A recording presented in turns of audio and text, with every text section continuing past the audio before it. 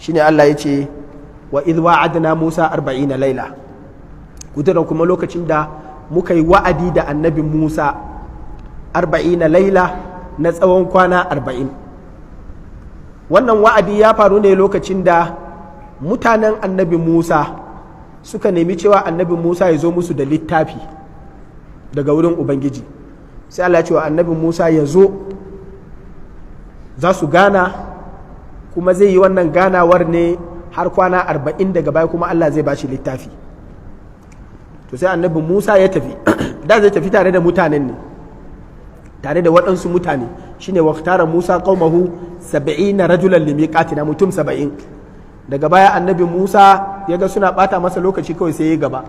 Shine Allah ya ce masa, ya za ka yi sauri ka bar mutanenka, wa ma a'jalaka an qaumika ya Musa, yace su ma suna zuwa, ai ni dai na riga na iso ne, wa ajiltu ilayka rabbi litarda, ya Allah na gaggauta ne zuwa gare ka, duk kiranka ai gaggawa ake amsawa. Shine Allah ya ce masa, to annabi Musa ya je yayi 40 laila, kwana 40. Wannan kwana 40 din malaman tarihi suka ce kwana 30 na watan Zulqa'da da kwana 10 farkon watan Zulhijja, shine suka baka kwana 40, saboda Allah madaukakin sarki ya ce wa wa'adna Musa 30 lailatan wa abtamamnaha bi 10. kaga 10 kuma shine wa layalin 10. yace mun yi wa'adi da annabi Musa na kwana 30, sannan kuma muka cika da kwana 10. Daban-daban ne, kwana 30 sun cika, sai aka ce ka tsaya a ƙara kwana 10, shine ya zama fatamma miqatu rabbihi 40 laila, sai zama kwana 40. to annabi Musa kafin ya dawo sai suka ce, sai bar khalifanci wa annabi Harun, yace ukhlufni fi qaumi, ka zama khalifa a cikin mutane na, kar ka bari a canza abin da na ɗora mutane a kai, wa asali kuma ka yi gyara, ka yi ƙoƙarin a daidaita al'amura kafin in dawo. Amma kafin ya dawo, mutanen nan sai suka fara bautan ɗan maraƙi, shine sun matakastumul ijil, ta hanyar wani da ake ce masa Samiri ya zo ya gina musu wato wani mutumi na wata saniya ko ɗan maraƙi, aka kuma yi masa mai gangan jiki jasadan lahu khuwar, wattakhadha qaumu Musa min ba'dihi, bayan ya tafi nan kafin ya dawo, min huliyihim, daga zinari aka zo aka kekkera, aka samu matsafa suka zo suka sa masa wani abubuwa na tsafi, sai aka sa lahu khuwar, yana da sautin da yake ƙara, gashi ana gani aka kera shi amma yana mo, sai ya ce hadha ilahukum, wannan shine ubangijinku, wa ilahu Musa fanasi. Annabi Musa ya bar shi ne ya tafi wani wuri ga ubangijin nan, su kuwa sai suka yadda, wa ushribu fi qulubihimul ijl, sai aka sanya musu wannan son wannan dan maraƙin, sai suka bauta masa. Suna ta yi, sai annabi Musa ya dawo kuma ya zo da allunan abin da aka yi alkawari da shi zai je ya kawo din. Allah ya cika nasa, su kuma sun warware nasu. To wannan shine ma'anan min ba'dihi, kuka karya wannan alkawarin, kuka bauta wa dan maraƙi bayan sa, wa antum zalimun, alhali kuna matsayin masu zaluntar kawunanku. To wannan bautan dan maraƙi da suka yi ya ja musu babban cikas a tsakaninsu da Ubangiji. Shine ma'anan walamma suqita fi aidihim wa ra'u annahum qad dallu qalu la in lam yarhamna rabbuna wa yaghfir lana lanakunanna minal khasirin. Da suka ga sun yi nadama akan abin da suka yi, ba su kyauta ba, kuma annabi Musa ransa ya ɓaci akan haka, har sun yi fada da annabi Fir'auna, ya ja shi a ƙasa, sannan ya jefar da allunan da aka bashi. Duk waɗannan sun faru sakamakon laifukan su. Annabi Musa ya kama annabi Harun ya ja shi a ƙasa, suka yi faɗa, har ya zama na cewa wannan abin ya yi munin da annabi Harun yana ce masa fala tushmit biyal a'da, kar ka sa abokan gaba su mana dariya mana, ka yi haƙuri. Ƙasa annabi Musa kuma da zuciya da saurin hannu, akan saurin hannunsa ne ma manzan Allah sallallahu alaihi wasallam ya ce ya taɓa marin mala'ikan mutuwa. To kaga duk wanda yake da wannan saurin hannu ka yi hankali da shi, ya mare shi har sai da idonsa ya faɗo. To saboda haka annabi Musa alaihi salam, walamma sakata an Musa al-ghadab, wannan fushin ya dan sauka. Ka san kuma mai fushi daga baya dai dole zai dan sauka, ya sauka. To mutanen nan sai suka yi ta addu'a, suka ce Allah ya yafe mana. Shine Allah ya ce thumma afauna anku, sai muka muku afwa, muka yafe muku, min ba'di zalika, bayan duk wannan tsiya da kuka yi, la'allakum tashkurun, wannan duk saboda ku gode.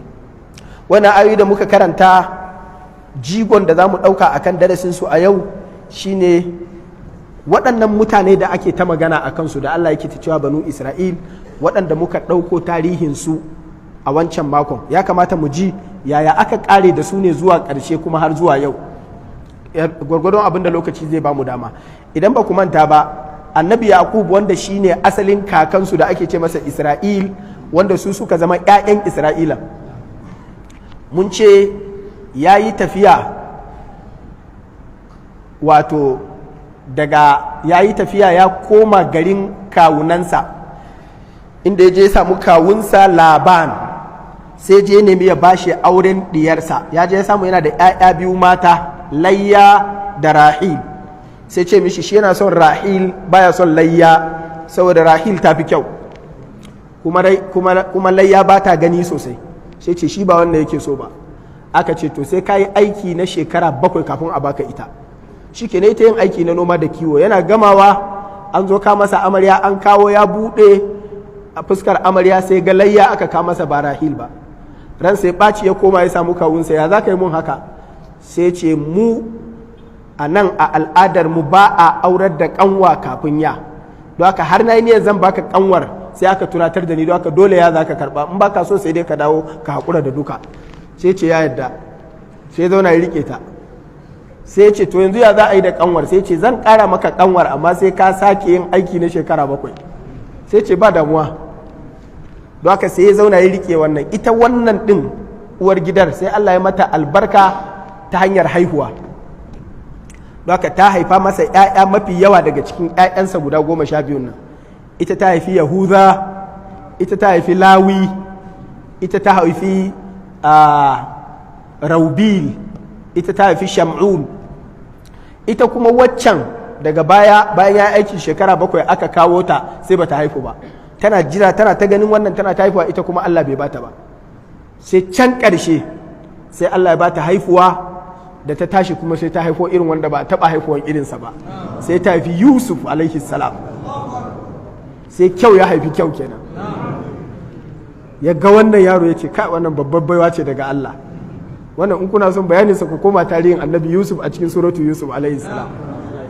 Don haka daga baya kuma sai Allah ya sake bata ciki, sai ta haifi Binyamin. Wannan Binyamin din ta wahala, ta zubar da jini sosai, shi yasa tana haifuwarsa kuma sai ta ce gagarinku. Don haka waɗannan yaran sai suka tashi a gaban ita innarsu. Shi ne malamai suke cewa kaga wani lokaci fa'idar da karka ƙwallafa ranka a kan kyau kenan, ka nemi albarkar Allah kawai. Yanzu wannan da ita yake gani bata da kyau, ita ce bata so ɗin, ashe ita ce tafi alherin duk 'ya'yan nasa banu Isra'ilan, duk 'ya'yanta ne. Sannan kuma ita da yake gani bata da kyau, da ba ita yake so ɗin ba, kuma ita ta riƙe 'ya'yan kyakkyawar ta mutu. Kaga wani lokaci ba da kyan fuska kaɗai ake aiki ba, a dai nemi albarkar Allah. Don haka sai Annabi Yusuf alaihi salam, kun san a cikin tarihinsa, daga baya ya bar wannan garin nasu na ƙauyen Kan'an, da yake wani yanki ne a Falasɗin. Don haka tun yana yaro aka je aka sai da shi a ƙasar Masar. Ya yi zaman wahala a cikin ƙasar Masar, daga baya kuma Allah ya ɗaukake shi har sai da ya zama shine Prime Minister a ƙasar Masar. Samunsa wannan matsayi sai ya ce wa tuni bi ahlikum ajma'in, sai ce duk iyalansa kuma su taso daga can ƙasar Falasɗin, wanda shine tushen da muka faɗi tarihin Annabi Ibrahim da 'ya'yansa tun bayan barin Annabi Ibrahim daga ƙasar Iraki, daga Babil, da ya koma Falasɗin, da ya ce inni muhajirun ila rabbi sayahdin wa najjaynahu wa lutan ila al-ardi allati barakna fiha. Kaga Falasɗin kenan. To tun daga lokacin ba su take fita ba iyalan, sai da Annabi Yusuf ya tattaro su, sai ce musu udkhulu misra insha Allahu aminin, daga yau kun shiga Masar a matsayin amintattu. To da ya kawo su hadda baban, daga baya baban Allah ya masa rasuwa, sai Annabi Yusuf sai ya ɗauke shi, sai ya mai da shi can ƙasarsu, ya je binne shi a inda kakanninsa da iyayensa suke. Kar ku manta da Annabi Ibrahim da Annabi Ishaq duk kaburburansu yana can, sai ya ɗauki jikan Annabi Yaqub sai ya je shi ma binne shi a wurin. Shi kuma ya dawo sai ya ce wa 'yan uwansa, kun ga duk kakanninmu suna can, kar mu manta da gida nan, don mun ji daɗi ga mulki ga ƙasaita, kar mu manta da tushenmu. idan ni ma na mutu ku ɗauki gawata ku kai cikin inda kakanni na suke ku binne ni. ana nan annabi Yusuf alaihi salam ya zo yayi wafati. yan uwansa kuma daɗin zaman gari ya sa ba su ɗauke shi sun tafi da shi ba, sai suka bar gawarsa a wurin, suka sa gawarsa a cikin akwatin gawa, suka je suka ɓoye a wani wuri. Daga bayan ruwa ya zo ya ci wurin ma aka manta a ina yake, don haka jikoki da 'ya'yan banu Isra'ila ba su san ina kuma inda wato wannan gawa ta annabi Yusuf take ba. Aka yi ta yin zamani bayan zamani har aka zo lokacin da Allah ya tashi annabi Musa alaihi salam daga cikin banu Isra'ila. Da banu Isra'ila suna da ɗan matsayi daidai gwargwado a ƙasar Masar tun daga tarihin annabi Yusuf, don haka ana ji cewa ƙasa ce ta ƙibɗawa da su banu Isra'ila, saboda tare muka haɗu aka gina ƙasar, domin kakansu annabi Yusuf da ya yi mulkin da a sanadiyarsa aka samu ci gaba ya kuma tserar da ƙasar daga yunwa, don haka sai ana ba su gata. Amma da Fir'auna ya zo yi wannan mafarkin sai ce waɗannan mutane masharranta ne, don haka ma asali ba 'yan ƙasa ba ne, don haka bari mu fara gallaza musu. Shi ne ya mai da su bayi, ya mai da su saniyar ware, kuma ya mai da su baya a siyasance, zama duk abin da suke da shi ya kakkaɓe hannunsu kaɗan ya zama gaba ɗaya ma sun zama ana yanka 'ya'yansu, ya zama kuma an kashe adadinsu sai iya waɗanda suka girma. Kuma tsananin Fir'auna ya sa har imani ma da annabi Musa ɗansu ɗin suka kasa. Fama amana li Musa illa zurriyatun min qaumihi, sai masu ƙarfi kaɗai cikin matasa suka iya, amma tsofi suka ce a ba za mu iya da bala'i ba, duk suka kafirta suka bi na Fir'auna don su zauna lafiya. To annabi Musa alayhi salam, waɗannan mutane kaga ƙoƙarin da ya musu, abin da muka faɗa har ya tserar da su, amma ba su zo tsiyarsu ta fara ba sai da Allah ya gama musu wannan alheri, wannan ni'ima. Ana tseratar da su, wajawazna bi bani Isra'ila al-bahra fa ataw ala qaumin yakufuna ala asnamin lahum. Daga nan suka fara bala'i, suka zo sai suka ga wasu suna shirka, suna bautar gunki. Sai suka ce ya Musa, mu ma a bamu abun bauta mana a madadin irin na waɗannan, kamalahum aliha. Annabi Musa ya ta wa'azi, shine har aka zo kan tafiyarsa wa'adin nan, suka zo suka fara bautar ɗan maraƙi, suka zo suka fara jayayya da annabi Musa, har su ce masa har abada lan nu'mina laka hatta nara Allah jahra inna lan nadkhulaha abadan ma damu fiha. Haka suka rika jayayya da shi, har ya zamana suka zo suka ce wa annabi Musa su ya tattara su daga nan, ba sa jin daɗin ƙasar Masar ɗin nan fa an ba su mulkinsa ba, don wa aurasna ha bani Isra'il. Amma daga baya suka ce su ba za su zauna a nan ba.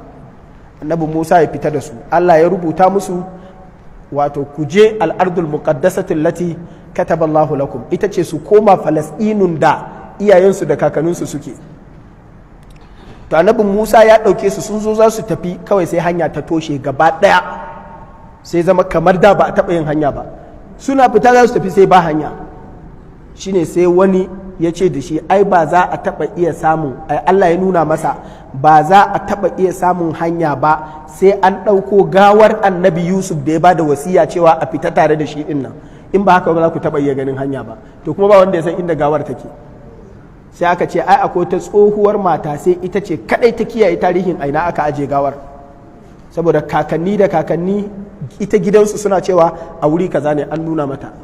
Annabi Musa ya zo ya same ta ce ki nuna mana gawar annabi Yusufa mu dauka. Ta ce ba zan nuna ba sai ka cika mun nawa alkawarin. Ya ce me alkawarin? Wannan hadisi ne al-Imam al-Hakim ya ruwaito shi, kuma ya ce hadisi ne ingantacce, cewa annabi sallallahu alaihi wasallam ne ba da labari. Sai ta ce sai kamun addu'a cewa Allah ya sa da ni da kai za mu zauna makwabta aljanna. Annabi Musa ya ce kai wannan babba ne ba, kina yar tsohuwa. Ta ce to ba za ku ga hanya ba. Daga baya dai ga dole ya mata addu'a, kuma aka ce an karba. Kafin sai ta zo ta nuna masa, tana nuna masa aka yashe ruwa, sai ga akwatin gawa ana ciro shi, ana budewa kuwa sai ga hasken annabi Yusuf alayhi salam. Hasken sai haska kawai, sai ga hanya tarwal.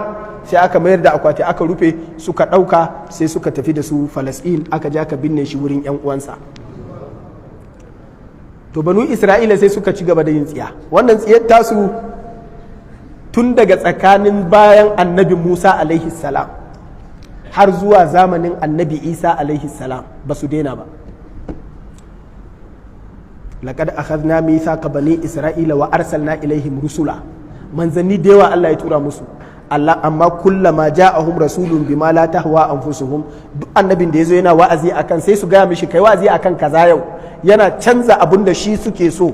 Fariqan kadzabu, ko suke ƙarya kake so masa ele, wa fariqan yaqtulun, ko su ce a kashe shi. Kuma sun kashe da yawa daga cikin annabawa. Wa hasibu alla takuna fitna, suka dauka in sun yi haka za su kwana lafiya, ba wani abin da zai faru. Sun sha kashewa, ba abin da ya faru. Suka ci gaba da kashewa. Fa'amu wa sammu, suka makance, suka kurumce. Thumma taballahu alaihim, Allah ya ta hakuri da su, ya yafe musu. Thumma amu wa sammu kathirun minhum, suka sake da yawa daga cikin suka ci gaba da kurumcewa da makancewa. To haka har zuwa lokacin da Annabi Isa dan Maryam ya bayyana. Annabi Isa dan Maryam yana bayyana, su kuma sai suka ce mu Yahudawa ne, muna faɗa da annabawa sai wanda ya bi namu. Don haka Annabi Isa dan Maryama tun daga farko, tun daga safe ma dama ba su yi farin jini a wurinsu ba. Mamansa tana haifuwarsu suka ce karuwa ce. Shine wanda Allah maɗaukakin sarki ya ce wa qaulihim ala Maryama buhtanan azima, ƙarya mai girma suka jingina mata, suka ce cikin shege ta haife shi.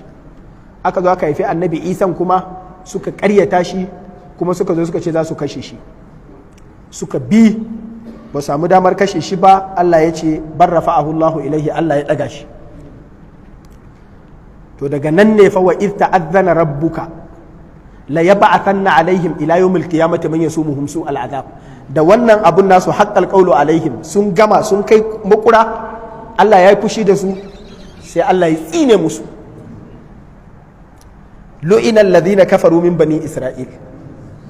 Qul a'unabbi'ukum bi sharrin min dhalika mathubatan 'inda Allah man la'anahu Allah wa ghadiba alayhi wa ja'ala minhum al-qiradata wal khanazira wa 'abada at-taghut ulaika sharrun makanan wa adallu an sawa'i sabil.